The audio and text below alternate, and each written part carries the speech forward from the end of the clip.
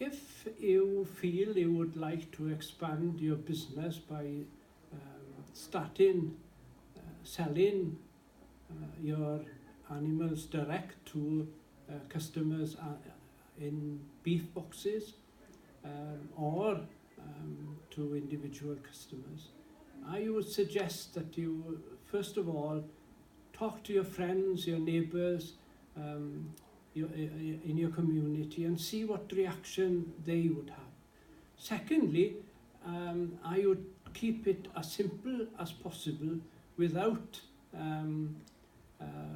being too complicated, and try and look at what your competitors are doing and follow your instincts. And thirdly, don't get too frightened about the rules and regulations.